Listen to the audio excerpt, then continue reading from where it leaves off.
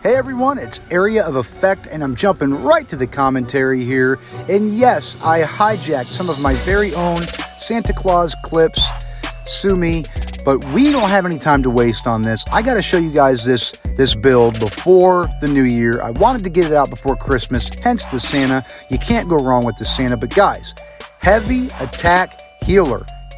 Believe me, it's what? Heavy attack healer, over 40k, 50k tooltips on the damage with a heavy attack, 20k tooltips or higher critting on the healing from that heavy attack, PvP, PvE. I'm going to show you guys how to do this on a Warden. Doesn't have to be a Warden, but I think it's optimal on a Warden. And we are going to run through one of the craziest builds I have ever put together, a heavy attack healer. I've got clips to show you in PvE and PvP. I cannot wait.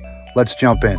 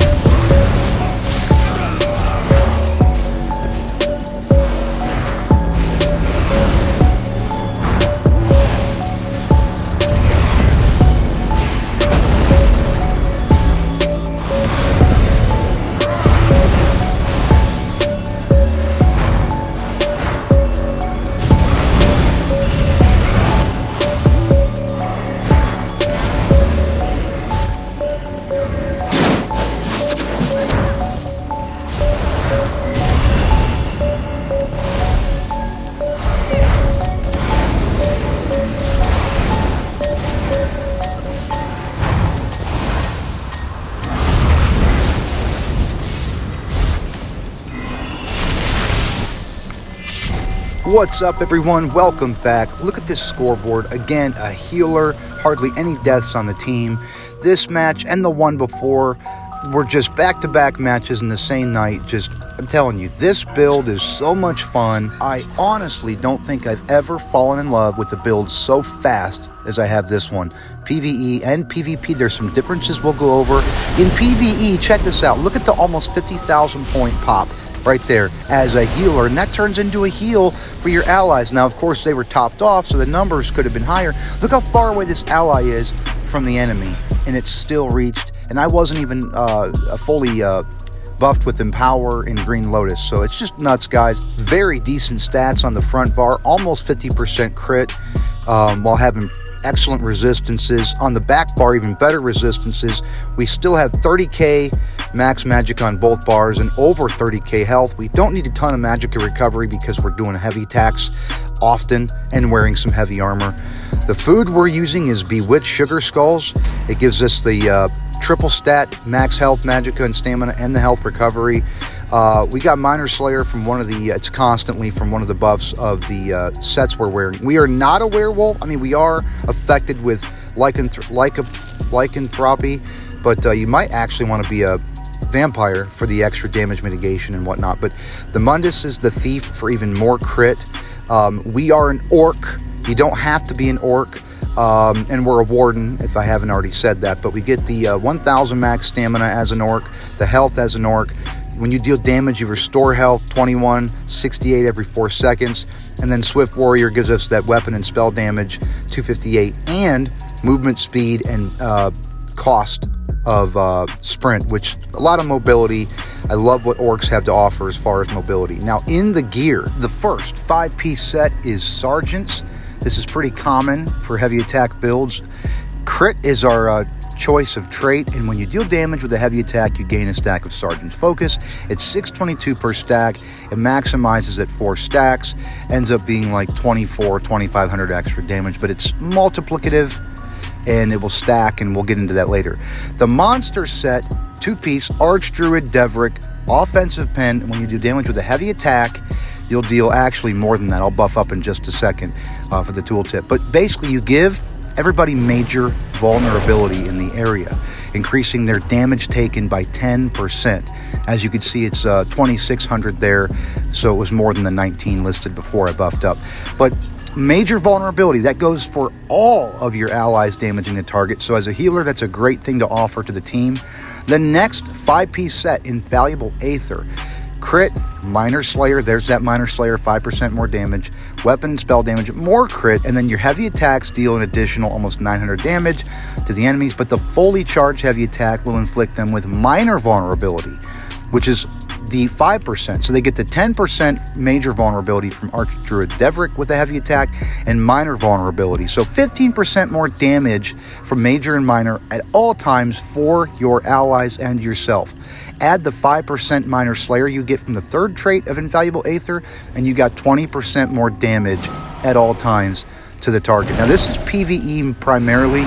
You know, you can use it in PvP for the debuff, minor vulnerability. We'll get into that in a minute, but there's a better option for PvP if you want to go optimal. On the back bar, my favorite sword and board combo. It's the defensive position set, the Asylum sword and board. When you reflect or absorb a projectile with defensive posture, you restore 2,200 magicka. It will send that projectile back. Look at I just casted at the B button there. Now watch the blue, went back to my shield right there. That was magicka coming back to me. 6,000 plus magicka because I didn't reflect the projectile. But you could spam that and get that to reflect more projectiles and get magicka at least to 2,200 every time. Now I'm showing you now options to replace.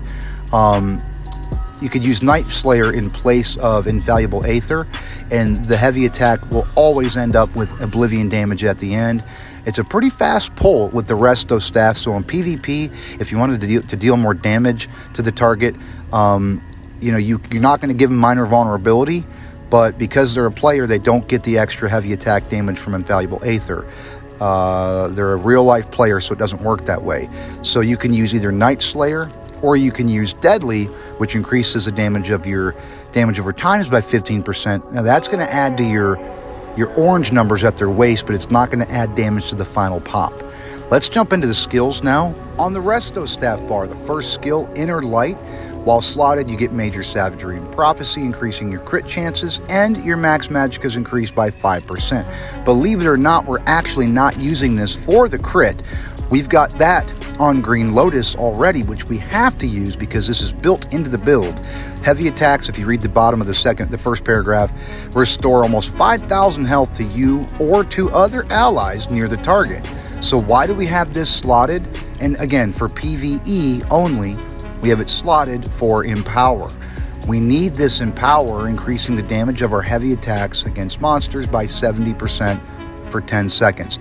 So every 10 seconds we need to cast this. Now, if you do a 1-bar build on this with the Oaken Soul, you'll get Empower at all times, but you can't use the monster set Archdruid Devrick unless you want to do 5 Sergeant, 2 Monster, a special front bar, whatever. But anyway, we'll get into that in a minute. I just sticking with the 5, 5, and 2 setup. That's why we have this slotted.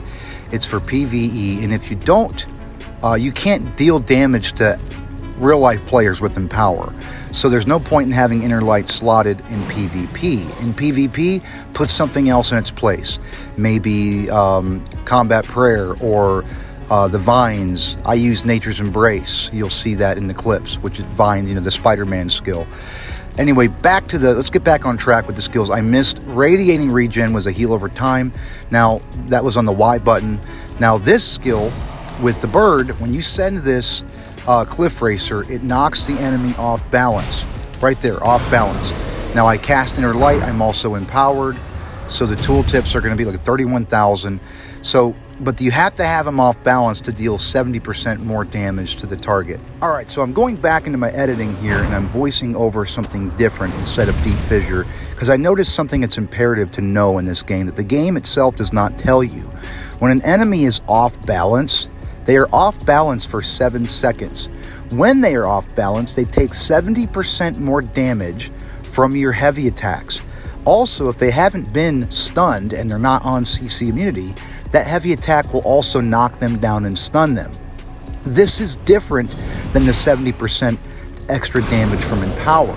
So when you're buffed with Empower, your heavy attacks deal 70% more damage. But when the enemy is off balance, your heavy attacks deal an additional 70% more damage. So this is why Inner Light being empowered or the Oaken Soul Ring on heavy attack 1-bar builds, knocking them off balance is imperative. It doesn't tell you that in the game, that when they're off balance, that they will be taking 70% more damage from your heavy attacks, and that they'll be knocked down at the end of a fully charged heavy attack. But that's the rules of the game. What I missed was Deep Fissure, which was the left bumper, strips them down, Major and Minor Breach, 9,000 less resistances. It's just like having almost 10,000 pen. And then it hits them for big bursty shocks twice. The next skill on that bar was Green Lotus. I wanted to talk about that. You cast that, you get 20 seconds of Major Savagery and Prophecy, which is your crit rating, and then heavy attacks will deal damage, but also will heal nearby allies for, I think it said 46, but it could crit. It usually does crit for more. On the Sword and Board bar, well, on the ultimate, by the way, I had Ice Comet, and that was slotted for a big bursty bomb and also 2% max magicka and recovery as a mage's guild ability, just like Inner Light was slotted. Now, on the Sword and Board bar, got some catching up to do, but I'm casting Defensive Posture. You see the blue pulse. Every time I did that, I got 2,200 magicka back and would have reflected a projectile. Real quick, instead of Blue Betty, the first skill, the X button, was Polar Wind. Heal yourself and an ally instantly and with a heal over time every 2 seconds. The next skill was the Y button, Resolving Vigor.